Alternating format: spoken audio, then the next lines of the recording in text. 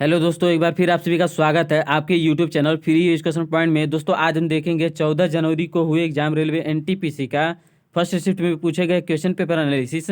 तो फ्रेंड्स, अगर आपका आने वाले दिनों में रेलवे एनटीपीसी का एग्जाम है या आपने आज ही रेलवे एनटीपीसी का एग्जाम दिया है तो प्लीज़ हमें क्वेश्चन टाइप करके मैसेज जरूर करें, जिससे कि हमें एग्जाम एनालिसिस करने में आसानी हो। और फ्रेंड्स, अगर आप इस चैनल पर नए हैं तो प्लीज़ वीडियो को लाइक कीजिए और चैनल को सब्सक्राइब कीजिए और बेल आइकन को प्रेस कर दीजिए ताकि हमारी आगे आने वाली वीडियो का नोटिफिकेशन आप तक पहुंचता रहे। तो फ्रेंड्स, देखते हैं पहला क्वेश्चन जो आज आपके एग्जाम में पूछा गया था। विश्व के सबसे यंगेस्ट प्रधानमंत्री कौन हैं? तो यहाँ पर आपको बताना है कि विश्व के सबसे नवयुवक प्रधानमंत्री कौन है। तो विश्व के सबसे यंगेस्ट प्रधानमंत्री सना मरीन है, जो फिनलैंड की प्रधानमंत्री बनी है। यानी कि सना मरीन हाल ही में फिनलैंड की प्रधानमंत्री बनी हैं। तो नेक्स्ट क्वेश्चन देखते हैं, भेल की स्थापना कब हुई थी? तो यहाँ पर भेल से संबंधित आया था, तो यहाँ पर भेल का स्थापना पूछा था। तो भेल की स्थापना सन 1964 ईस्वी में हुआ था और यहाँ पर नाम आया है भेल। तो भेल का full form Bharat heavy electronics limited है। तो नेक्स्ट क्वेश्चन देखते हैं जो आज आपके एग्जाम में पूछा गया था, वर्तमान में आरबीआई के गवर्नर कौन हैं? तो वर्तमान में आरबीआई के गवर्नर शक्तिकांत दास हैं और यहाँ पर नाम है आरबीआई। तो आरबीआई का full form reserve bank of India और इसका स्थापना सन 1935 ईस्वी में हुआ था और इसका मुख्यालय मुंबई है। और शक्तिकांत दास वर्तमान में आरबीआई के गवर्नर हैं। तो नेक्स्ट क्वेश्चन देखते हैं जो आज आपके एग्जाम में पूछा गया था, भारत का संगमरमर सिटी कौन सा है? तो भारत का संगमरमर सिटी मकराना सिटी को कहा जाता है। यानी कि भारत के राजस्थान राज्य में स्थित मकराना सिटी को भारत का संगमरमर सिटी कहा जाता है और यहाँ पर संगमरमर का उपलब्धता ज़्यादा होने के कारण इसको भारत का संगमरमर सिटी कहा जाता है।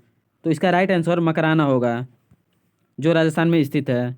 तो नेक्स्ट क्वेश्चन है जो आज आपके एग्जाम में पूछा गया था, बर्डमैन ऑफ इंडिया किसे कहा जाता है? तो Birdman of India Salim Ali को कहा जाता है। तो इसका राइट आंसर सलीम अली होगा। और यहाँ पर अगर आपसे पूछा जाए कि बर्ड यानी कि पक्षियों के बारे में अध्ययन करना क्या कहलाता है, तो पक्षियों के बारे में अध्ययन करना अर्निथोलॉजी कहलाता है। तो नेक्स्ट क्वेश्चन देखते हैं जो आज आपके एग्जाम में पूछा गया था, सोवियत संघ का मुख्यालय कहाँ पर स्थित है? तो मुख्यालय से संबंधित यानी कि इंटरनेशनल ऑर्गेनाइजेशन से संबंधित एक या दो क्वेश्चन पूछा ही जा रहा है।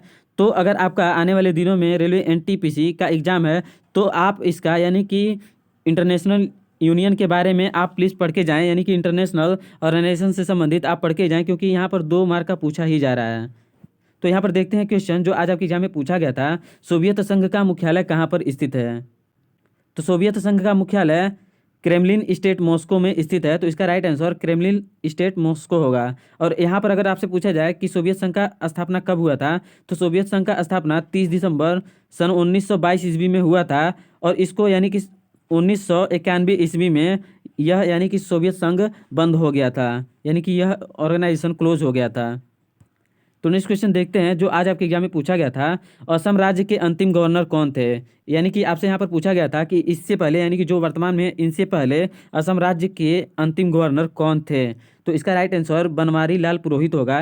यानी कि बनवारी लाल पुरोहित असम राज्य के गवर्नर थे। और वर्तमान में अगर पूछा जाए आपसे कि असम के गवर्नर कौन हैं, तो वर्तमान में असम राज्य के गवर्नर जगदीश मुखी हैं। तो इसका राइट आंसर जगदीश मुखी होगा। और अगर आपसे पूछा जाए कि असम के वर्तमान में सीएम कौन है, तो वर्तमान में असम के सीएम सर्बानंद सोनोवाल हैं। तो नेक्स्ट क्वेश्चन देखते हैं जो आज आपके एग्जाम में पूछा गया था, आंध्र प्रदेश के नेशनल पार्क कौन है?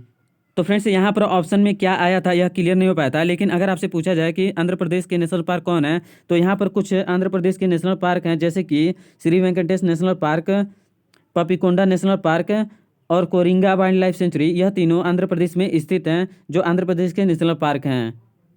तो नेक्स्ट क्वेश्चन देखते हैं जो आज आपके एग्जाम में पूछा गया था, निम्न में से कौन सा प्रोटोजोआ से होने वाला रोग है?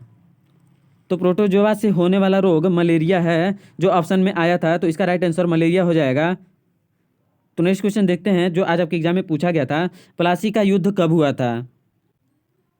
तो प्लासी का युद्ध सन 1757 ईस्वी में मुर्शिदाबाद जिले में हुआ था और यह गंगा नदी के किनारे हुआ था। यानी कि गंगा नदी के किनारे प्लासी नामक स्थान पर हुआ था।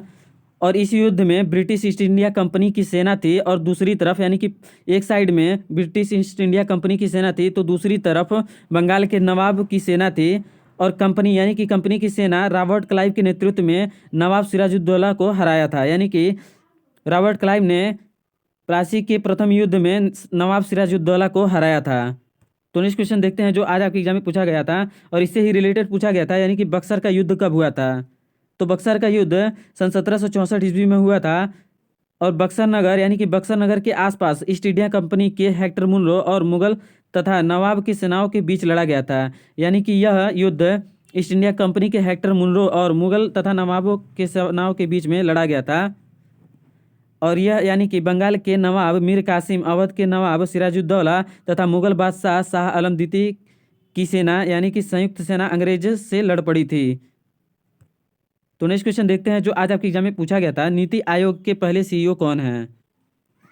तो नीति आयोग के पहले सीईओ श्री सिंधु खुल्लर हैं। तो इसका राइट आंसर श्री सिंधु खुल्लर होगा। और अगर आपसे पूछा जाए कि नीति आयोग के वर्तमान में सीईओ कौन है, तो वर्तमान में नीति आयोग के सीईओ अमिताभ कांत हैं। अमिताभ कांत वर्तमान में नीति आयोग के सीईओ हैं। और यहाँ पर नाम है नीति, तो नीति का full form national institution of transforming India है। और अगर आपसे पूछा जाए कि नीति आयोग का स्थापना कब हुआ था, तो नीति आयोग का स्थापना 1 जनवरी सन 2015 को हुआ था। यानी कि 1 जनवरी सन 2015 को नीति आयोग का स्थापना हुआ था। और अगर आपसे पूछा जाए कि नीति आयोग के अध्यक्ष कौन है, तो नीति आयोग के वर्तमान में अध्यक्ष यानी कि भारत का जो प्राइम मिनिस्टर है वही नीति आयोग का अध्यक्ष होता है। यानी कि वर्तमान में नीति आयोग का अध्यक्ष पीएम यानी कि प्रधानमंत्री नरेंद्र मोदी हैं। तो नेक्स्ट क्वेश्चन देखते हैं जो आज आपके एग्जाम में पूछा गया था। और फ्रेंड्स, किसी भी क्वेश्चन से रिलेटेड जो भी इंपॉर्टेंट फैक्ट बनेंगे यानी कि जो भी एक्स्ट्रा फैक्ट बनेंगे वो सब हम साथ में डिस्कशन करेंगे। तो देखते हैं क्वेश्चन, फतेहपुर सीकरी की स्थापना किसके द्वारा की गई थी।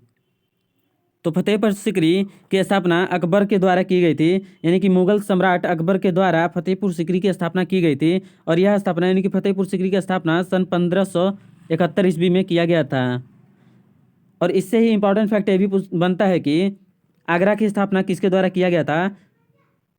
तो आगरा सिटी की स्थापना सिकंदर लोदी के द्वारा किया गया था। तो इसका राइट आंसर अकबर के द्वारा था। तो नेक्स्ट क्वेश्चन देखते हैं जो आज आपके एग्जाम में पूछा गया था।